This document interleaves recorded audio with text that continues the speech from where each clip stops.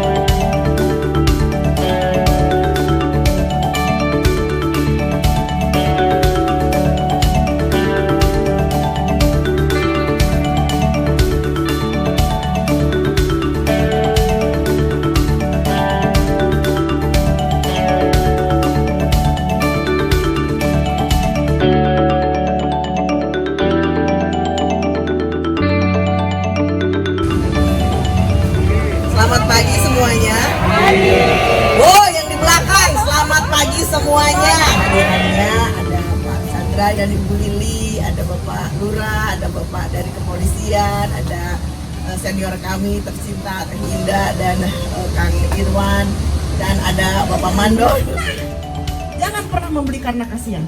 Didik mereka, kritisi mereka, tapi utang. Makanya jangan heran kalau semua sekarang di sini gara raya. Tukang cilok juga juara. Tukang kule juga cina pengen mendunia, liar kumaha mendunia, tapi gaya aja dulu lah. Ya kan? Supaya apa? Kalau dia bangga. Iya. Dan berkali-kali saya bilang, yang namanya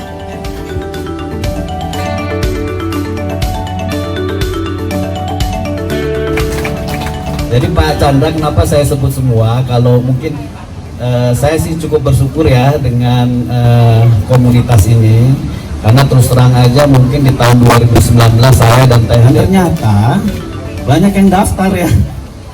Dalam sebulan saja sudah hampir 500 orang yang mendaftar. Karena memang selama ini mereka asik dengan kesibukannya untuk kehidupan sehari-hari, nggak pernah kemudian bersosialisasi juga. Nah itulah cikal bakal kemudian kita melakukan pendekatan komunitas. Nah berjalannya waktu, kemudian kita mulai memikirkan bagaimana menciptakan kemandirian finansial itu. Caranya apa? Ya kita bentuk komunitas.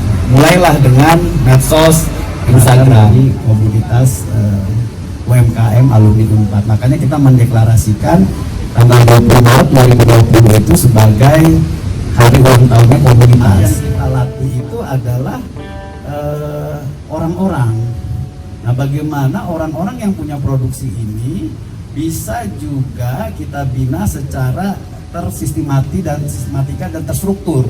Oleh karena itu kita membentuk yang namanya Koperasi UMKM Alumni Indonesia.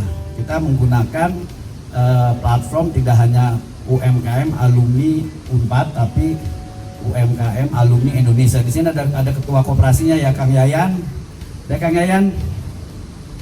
Kemudian ada pengawasnya Teh Indah, dan ada pengawasnya juga Kang Ari Budiman. Nah, tagline kita adalah kita beli dari teman gitu kan. Kita juga kalau ada teman yang saling membutuhkan ya kita bantu gitu kan. Nah makanya nanti Kuali itu akan membangun satu rumah produktif yang memang nanti akan membantu produksi dari teman-teman UMKM. Nah itu yang paling utama. Yang kedua, Bumi Alumni ini yang tadi dikoordinir oleh TDTN yang memang melakukan pembinaan pelatihan dan juga mengkurasi. Jadi tadi Pak Chandra juga bilang, ini semua produk yang ada di sini sudah dikurasi. Sudah, makanya enak kan sudah. Jadi sebisanya memang udah lulus ibaratnya satu standar ya, yang layak dijual. Karena kalau kemudian ada yang kelewat saja, ada yang cacat saja, itu bisa saja orang nggak kembali lagi kan gitu kan. Tadi persistensi dan konsistensi itu penting. Makanya nanti Kuali juga akan membantu bagaimana yang sudah lulus kurasi tadi dari Bumi Alumni, dari tim kurasi yang dikoordinir sama TDTN itu membantu. Apakah pada saat masuk ke Cafe Lupa itu produksinya bisa konsisten apa enggak? Jangan bulan ini ada, bulan depan nggak ada. Itu yang berbahaya. Nah, perjalanan Cafe Lupa itu juga memang diinisiasi pada saat kita membangun koperasi UMKM Alumni Indonesia yang diharapkan nanti akan ada gerai-gerai. Jadi sebelumnya itu kita pernah menamakan gerai alumni, tapi kemudian kita menganggap alumni terlalu umum. Kita sudah baru menandatangani ya untuk pendirian PT namanya Bumi Alumni Gallery ya. Dirutnya ada nggak di sini? Oh, dirutnya ini Kang Hasan dirutnya, dan kemudian ada Kang Bajo yang IT, komisarisnya Pak Kang Ari juga, Ari Budiman, komisaris utamanya saya sendiri ya. Jadi karena saya belum boleh jadi direktur katanya. Nah, mudah-mudahan PT Bumi Alumni Gallery ini akan bisa merealisasikan platform e-commerce-nya, sehingga nanti orang yang mau beli online bisa lewat situ, orang yang mau kangen dengan Cafe Lubanya bisa datang ke sini. Itu yang menjadi akan kita kembangkan. Dan yang kedua adalah Cafe Luba, saya juga selalu bilang ke teman-teman, orang datang itu kadang tergantung narasinya. Jadi pada saat nanti menjual kopi, menjual keripik, makanya ada TV di situ ya. Jadi saya mau nanti ada cerita storytelling, fitur yang mengungkapkan kopi ini seperti apa atau berasal dari mana. Bahkan juga kita mensorot si UMKM-nya, bagaimana perjuangan yang bersangkutan menanam kopi, bagaimana perjuangan yang bersangkutan berjuang dengan menjual keripik. Nah, jadi narasi itu yang sebenarnya menjadi andalan kita nanti. Jadi orang membeli dengan narasi sehingga akhirnya ada keterikatan batin. Karena kopi di mana aja semua orang jual kopi, tapi nggak ada cerita seperti itu. Nah, kita gugah orang untuk membeli dengan cerita yang menginspire atau bisa menginspirasi orang lain. Nah, itu yang mungkin nanti timnya Kang Hasan yang akan membangun storytelling seperti itu ya. Nah, diharapkan memang ke depan semuanya sesuai dengan pipeline ya, dan kita akan melihat yang namanya Cafe Luba atau Gerai Luba itu sama seperti kayak kita ngelihat Alfamart sama Indomaret di semua kecamatan ada. Saya lihat bagaimana itu adalah ibadah ya yang sesungguhnya bisa membina teman-teman, dan tadi Bapak bilang berdasarkan komunitas. Saya percaya kalau berdasarkan komunitas itu nggak akan cepat mati ya, tapi terus menerus karena komunitas kan akan bertambah lagi ya. Tadi saya duduk di sana, produk-produk yang saya makan itu luar biasa. Nah, kalau tadi yang Ibu Deta bilang benar sekali ya, semuanya tadi kedongdongnya, bakminya, pisangnya, dan lain-lain yang saya madunya juga. Biasa kita beli madu kan suka manuka, dan saya bilang ini madunya rada pahit tapi enak, wah nanti saya akan berganti deh. Ya, saya salut. Ini adalah suatu kesempatan dan anugerah ya dari Tuhan yang kita bisa dalam masa tua, dalam masa pensiun ini kita masih bisa bersama-sama. Kadang-kadang seperti saya, anak-anak sudah menikah semua sudah punya kegiatan masing-masing. Kita kadang-kadang berdua kesepian. Nah, ini kesempatan nih kayaknya kita dengan teman-teman sekarang waktunya ya nah ini mungkin pacarnya udah datang juga.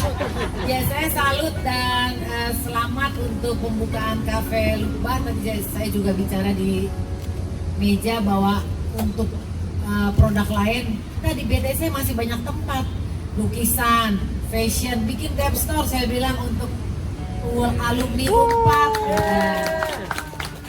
Kira-kira mustahil apa enggak web store alumni Unpad? Bisa.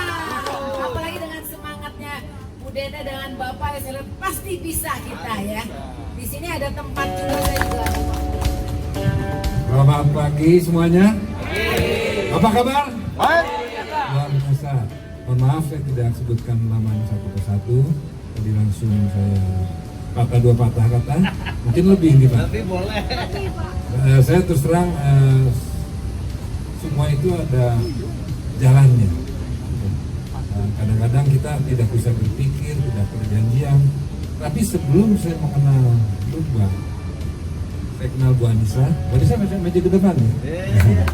Bu Anissa juga tim kita nih, direksi kita ya. Bu Agustin, Reta, Bu Lili, Lugi, dia diwakilin apaan nih? Yuk maju ke depan, nggak apa-apa. Ini tim kami Pak. Saya ada karena mereka. Ya. Jadi saya komunikasi dengan Bu Anissa, terus mengenai Luba, kelihatannya ada sesuatu hal yang luar biasa akan terjadi. Saya punya feeling.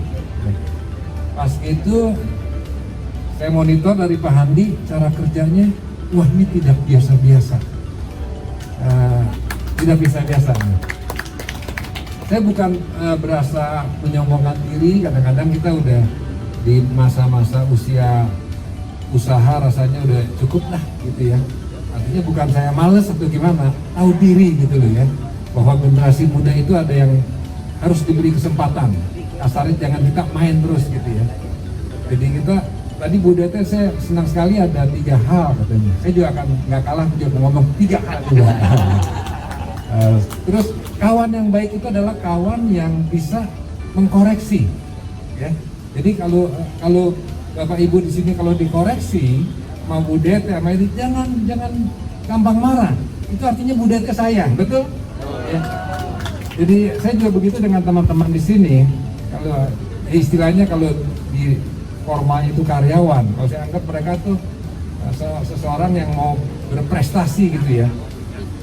Teamwork, saya anggap mereka teamwork. Jadi ada yang aneh, ada yang apa gitu ya. Saya berusaha menyelami apa sih keunggulan ini orang. Pasti Tuhan ciptakan kita di antara semua sini, nggak ada yang iseng-iseng. Tinggal kita bisa menemukan nggak kelebihan dia apa gitu ya. Jadi pengalaman saya mengenai yang ngebantu saya ya, ada yang kita bilang tolong kerjakan ini gitu ya. Dia langsung bisa. Ada yang ngomong tolong kerjakan ini, dia nggak bisa. Jadi dia harus dicontohin. Ini loh, begini begini, ini begini. Baru dia bisa, ya. Jadi step pertama dikasih tunjuk dulu, baru dia bisa. Terus yang kasih tahu bisa. Ada lagi yang kita nggak ngomong, dia bisa langsung. Dia tahu pikiran kita. Nah ini salah satunya Lukba. Jadi Lukba ini saksi hidupnya. Jadi ini salah satunya sebenarnya kita juga pengen seperti ini. Cuman kita terus terang keterbatasan kita dengan semuanya kondisi. Jadi makanya Lukba Anda itu saya concern sekali gitu. Ini loh, keren banget gitu loh. Saya pernah talkshow di TVRI Bandung dengan Bapak bukan ya? Jadi kegiatan-kegiatan ini sudah ini. Kemudian ini juga sejalan Pak. Jadi kami kemarin hari Minggu kemarin baru saresehan dengan Pak Menteri. Jadi konsolidasi UMKM ini perlu Pak. Nah ini kan konsolidasinya di alumni ya, dengan Bumi Alumni, kemudian produknya Lukba.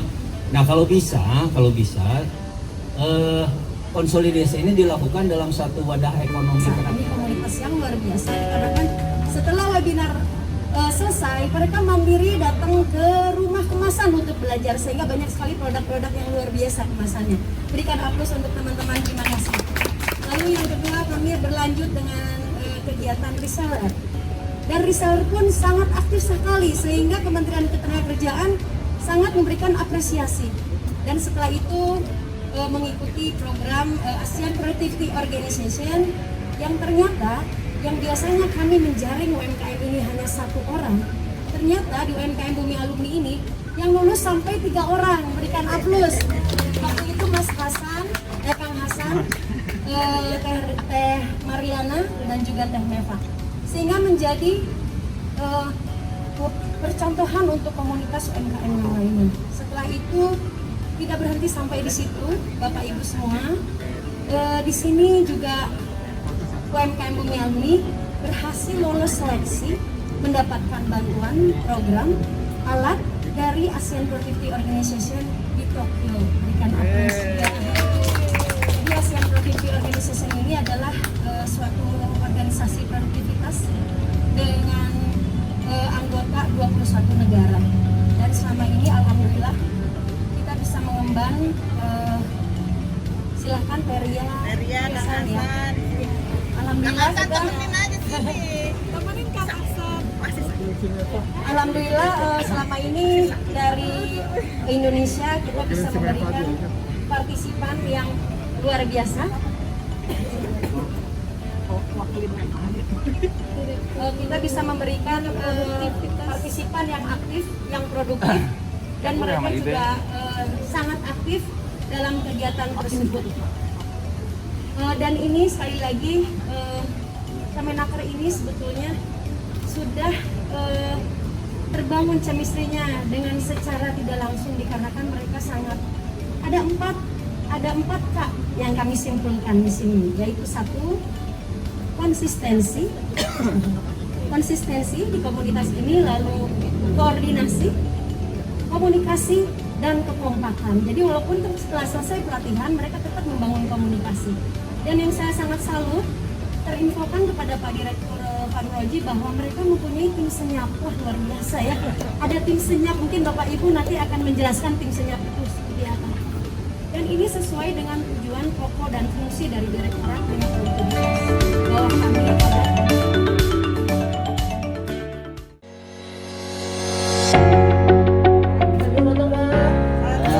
Bismillahirrahmanirrahim. Dengan ini Cafe Lupa di BTC kami buka.